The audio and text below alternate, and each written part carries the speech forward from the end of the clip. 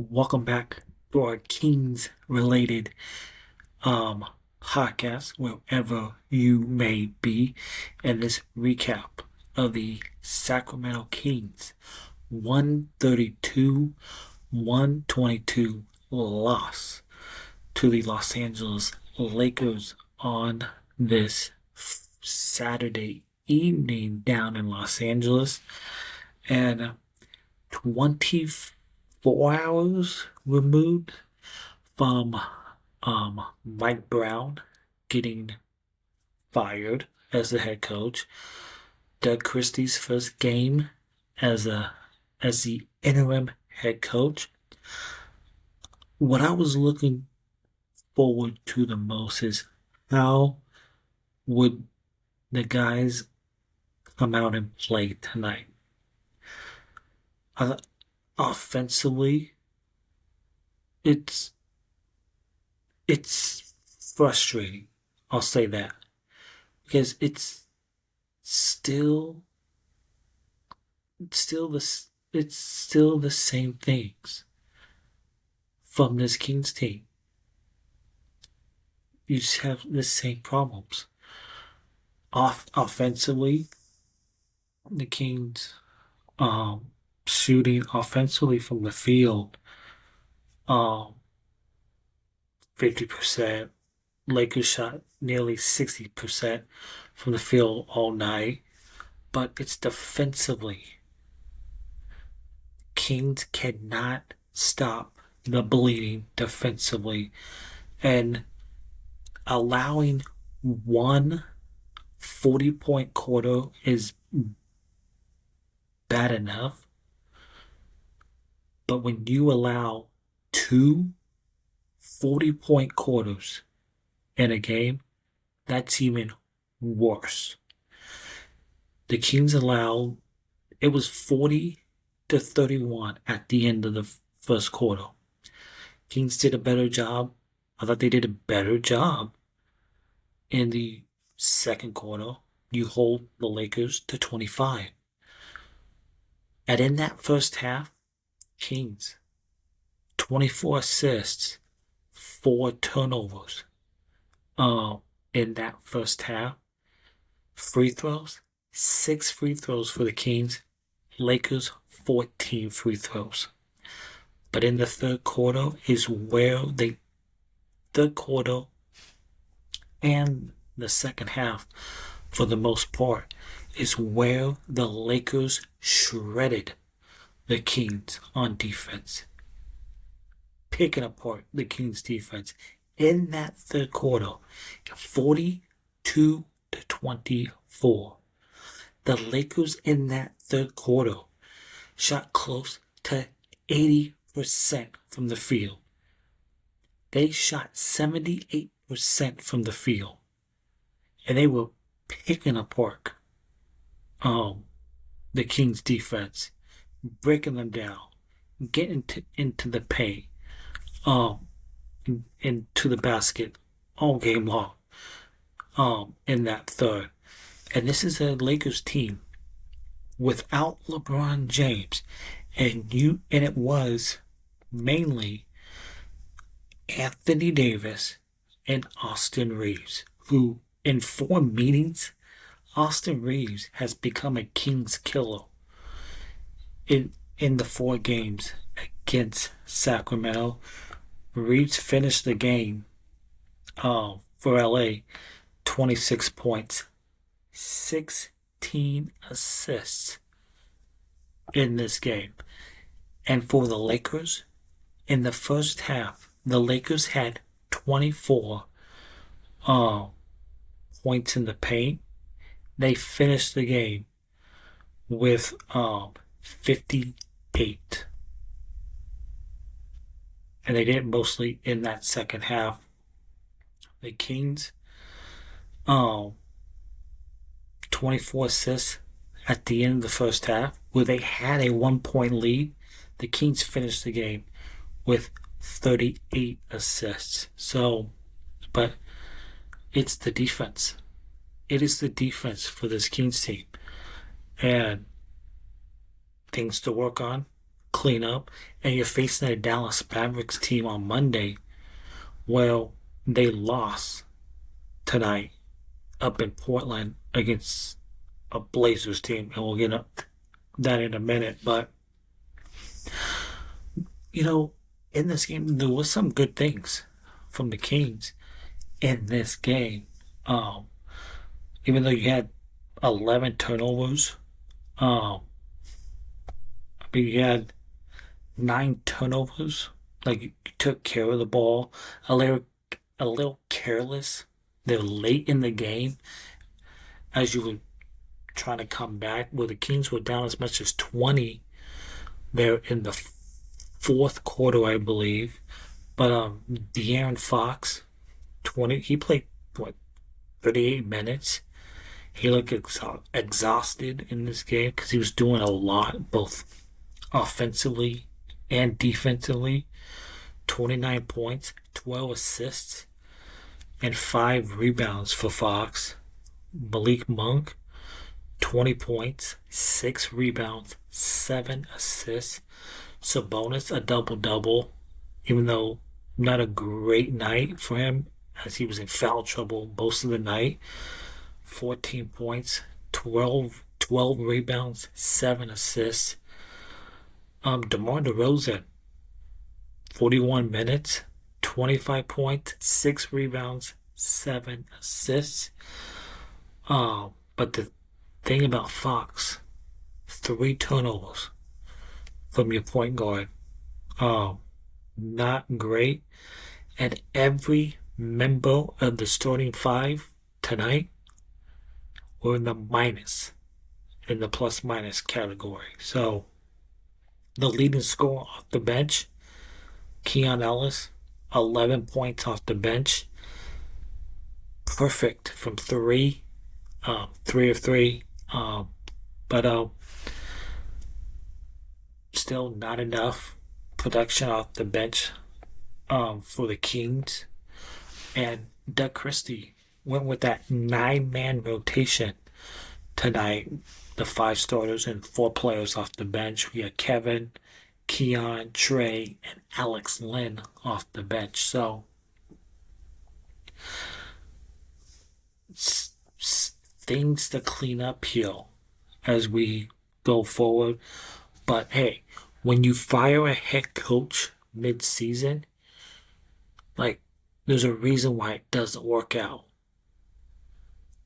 What the Kings did yesterday is they punted on this season, the 2024-25 season.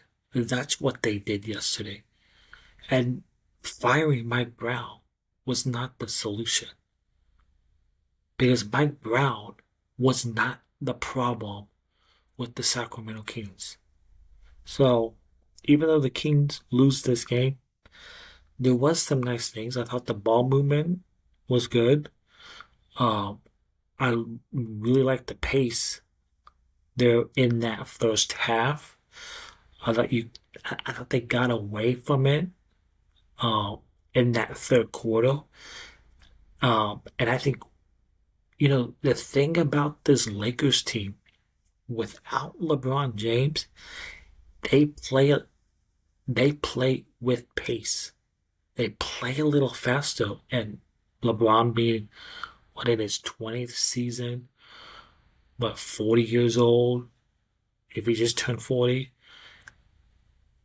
doesn't play with a lot of pace. But without LeBron, this team plays with a lot of pace in this Lakers team. So, and Anthony Davis has been playing incredibly well this season. An MVP caliber season so far for Anthony Davis. But Kings could not buy a 3-pointer in that third. Overall, tonight, 43s by the Kings. Made 11 of them. 27%. Lakers, 53% from 3. But I thought the assists were good. 38 of them. 38 assists from the Kings. But it's the defense. Lakers picking apart the Kings' defense. tonight, and it's those two 40-point quarters that really dug you in, and especially that third quarter where you allow the Lakers to shoot over 70% from the field in that third. The Kings, uh, almost 32% from the field in that third. So, and it shows because the Kings lost that third quarter 42-24, and the Lakers, even though the Kings won the fourth 32-25, so Kings lose 132-122, six straight loss for the Kings. They are now 13-19 on the season, and the season is falling apart. You remember when we all thought before the season started, oh, this team was going to win, what, 50 games? And a lot of people really liked the DeMar DeRozan move that would make this team better. The Kings, 13-19. They faced the Dallas Mavericks back home at the Golden One Center on Monday night. A Dallas Mavericks team that lost tonight up in Portland to the Blazers, 126-122. And this is a Mavericks team where they will not have Luka Doncic, who is out for at least a month. Not Najee Marshall, who is serving a suspension from a incident he got in with the Suns. I believe it was last night. So he'll be out. So don't know if PJ Washington will play. He was also involved in that little scuffle between the Mavs and the Suns last night. So, and this is the Mavs team that comes into Sacramento at 20-12, and Mavericks are in fourth in the West, and the Kings 12th. So even though, if you look at the Kings, if you want to salvage your season, I don't think it's salvageable. I think the season's a wrap because you really waved up the white flag yesterday when you fired your head coach. The only chance the Kings salvage their season, in my opinion, is staying in that play-in. Because if you look, the Phoenix Suns, they lose tonight against Golden State.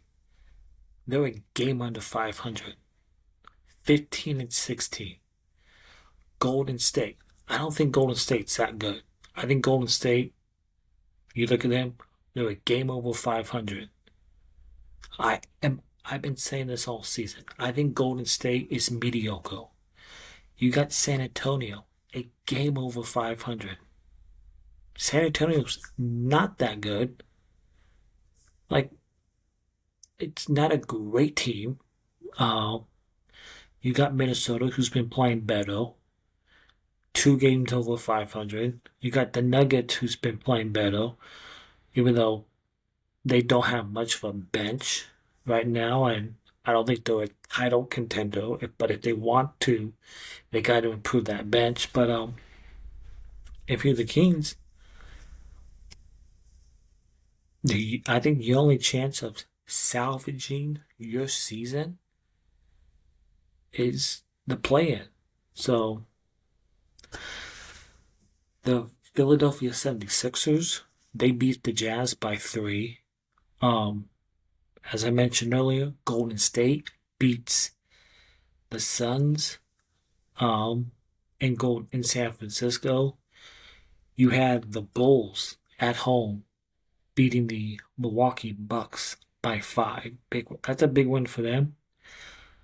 You had the Knicks in overtime surviving against Washington by 4, and Jalen Brunson had himself a game. 55 points for Jalen Brunson against the Washington Wizards for that win. You had the Atlanta Hawks beating the Miami Heat by 10. Oklahoma City Thunder beating Charlotte 106-94, as the Thunder have now won, I believe it's 11 in a row, and they are sitting up top the Western Conference at 25-5. And that is a Oklahoma City team sitting on top the West. They are the number 1 ranked defense, and that is a Oklahoma City team that completely tore it down and they built it up. Something the Sacramento Kings have never done. They should have done it when they traded DeMarcus Cousins a few years ago, when they made that deal to send Cousins to New Orleans. That's when the Kings should have tore it down and built it all the way up in a full-on rebuild, but they didn't.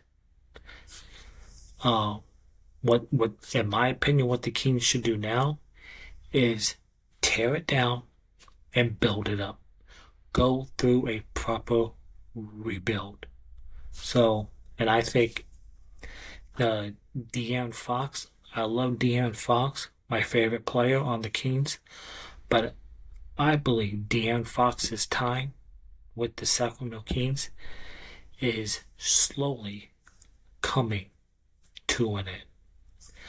And it's unfortunate because we had that small glimpse of the playoffs just a year and a half ago, where they lost to Golden State in 7 games in an epic series.